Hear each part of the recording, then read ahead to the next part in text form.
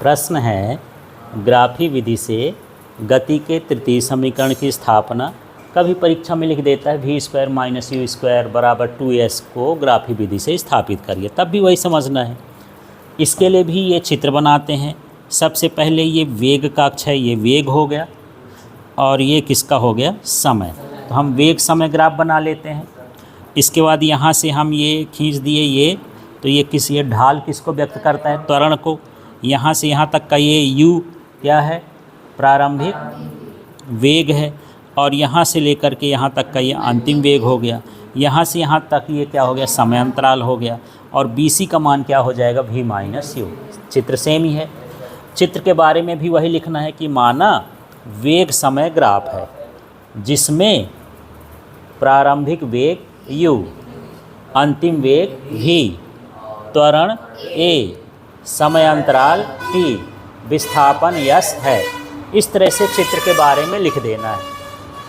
ठीक, अब इसके बाद चित्र के बारे में हो जाएगा तो ये स्टेप फॉलो करना। ये स्टेप लिखा हूँ ना, ये चित्र हो गया। स्टेप क्या कहता है, v का मतलब ये विस्थापन है। विस्थापन वेग समय ग्राफ के क्षेत्रफल के बराबर होता है। पहली लाइन वही हो गई। अब अगले स्टेप में पहुँचना है, तो विस्थापन को हम क्या लिख देते हैं, मैं यहाँ पर लिख देता हूँ कि जो विस्थापन है वो क्या होता है, VT ग्राफ के क्षेत्रफल के, यहाँ बराबर चाहे लिख दो चाहे बराबर लगा दो, उसके बराबर होता है। ठीक, क्लियर हो गया इतना। इसके बाद विस्थापन को हम किससे दर्शाते हैं, S से। यहाँ पर जो आकृति इस बार हमको लेना है वो कौन सी लेना है, समलंब चतुर्भुज। तो यहाँ पर लिख देता हूँ समलंब चतुर्भुज। समलंब चतुर्भुज कहाँ से कहाँ तक है ये, हाँ समलंब चतुर्भुज अब मैं बता देता हूँ, इसमें चित्र में बना हुआ उसी को समझ लेते हैं। समलंब चतुर्भुज होता क्या है, जैसे यहाँ पर ये आकृति बनी है ना, ऐसे ऐसे, ठीक है। तो समलंब चतुर्भुज में दो भुजाएं क्या होती हैं, समांतर होती हैं।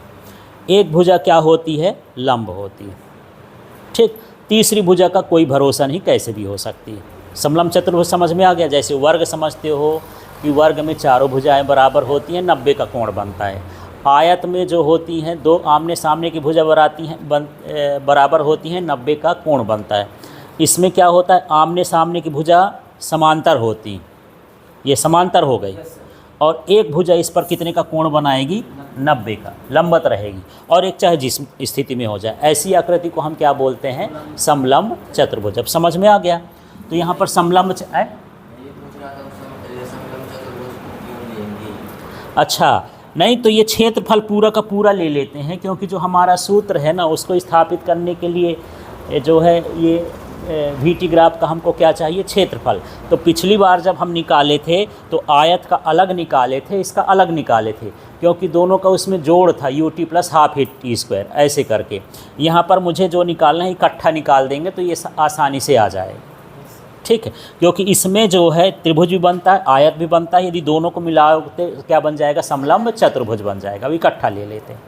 तो यहाँ पर देखना है, नाम बताना है। अब ये हुआ O, फिर दूसरा बिंदु क्या हो गया, A, बीच का नहीं देखेंगे, फिर कहाँ चले जाएंगे, C, और सीधे चले जाएंगे क्या, E। 4 बिंदु हो गए चतुर्भुज के।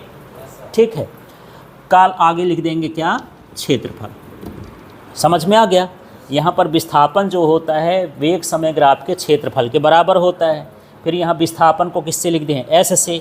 इसमें जो आकृति बन रही है वो कौन सी बन रही है, समलंब चतुर्भुज। तो समलंब चतुर्भुज का नाम रख दिए कि जो OACE है ये क्या है, समलंब चतुर्भुज है। इसके बाद S बराबर, यहाँ जो समलंब चतुर्भुज का सूत्र होता है ये मैं लिख दिया हूँ। क्या लिखा है, 1/2 समांतर भुजाओं का योग। ठीक है, समांतर भुजाओं का योग, और गुणे में क्या होता है, ऊंचाई। ठीक है, हाँ ऊंचाई। समझ में आ रहा है ये। अब इसमें मान रख देते हैं यार, S की जगह यस रखा, एक है कहाँ, ऊंचाई ही है, वो ऊंचाई समझना है। ठीक है ना, वो शॉर्ट कोड वर्ड में लिख दिया होगा, ऊंचाई समझना है। 1/2 लिख दिए। अब यहाँ पर समांतर भुजा ढूंढना है। ये चित्र बना है, बताओ समांतर भुजा कौन कौन सी है यार। हाँ, ये ई ओ है और क्या है ए सी। ठीक है, बीच वाला बिंदु नहीं देखना है। तो यहाँ पर लिख दिया ई ओ और प्लस क्या हो गया ए सी, या ए सी प्लस ई ओ लिख दो, कोई दिक्कत नहीं है। फिर इसमें ऊंचाई ढूंढना है। ऊंचाई, वो ऊंचाई मान लो या उसी को लंब मान लो जो इसमें 90 का कोण बनाती है। या अब 2 ठो भुजा बची है, ये वाली बची है और ये वाली बची है। तो कौन सी बची है? ओ ए, ये 90 का कोण बनाएगी, इसलिए इसको लिख देंगे गुणे में क्या, ओ ए। ठीक है, अब इतना लिखने के बाद इनमें मान रखते हैं। मान रख के देखते हैं, देखना एस की जगह क्या रख दिया, एस, फिर 1/2 हो गया। ई ओ का मान बताओ, ई ओ ढूंढ लो, ये है ई ओ, क्या है यू, तो यहाँ पर लिख दिया मैं यू। ठीक है, फिर आगे देखो क्या लगा है प्लस, तो प्लस लिख दिया। फिर क्या लिखा है ए सी, ए सी का मान बताओ यार, नहीं ए सी, ये तो बी सी है, भी माइनस यू। ए सी क्या है, ए सी सीधे यहाँ चले आओ तो पता चले, है ना, जितना बड़ा ए सी है उतना बड़ा ओ डी है, तो क्या है भी। समझ में आ रहा है? पिछली बार भी माइनस यू इसलिए लिखे थे क्योंकि वो बी सी था, इस बार हम कहाँ से ले रहे हैं ए सी, तो ए सी का मान क्या है भी, तो यहाँ क्या लिख देंगे भी। क्लियर हो गया? अब आगे देख लेते, अब क्या लिखा है ओ ए, ओ ए का मान देखो टी है, तो यहाँ पर मैं क्या लिख दिया टी। ठीक, क्या जो मुझे सिद्ध करना है उसमें टी की ज़रूरत है? नहीं है, तो हम प्रथम समीकरण से टी का मान निकाल लेते हैं। ठीक है, तो यहाँ पर फिर से लगाएंगे, ये वाला स्टेप आ जाएंगे गति के, हाँ प्रथम समीकरण से। काम करते हैं, इसको समीकरण 1 दे देते हैं। प्रथम समीकरण से क्या है, v = u + at, इसमें t का मान निकालना है।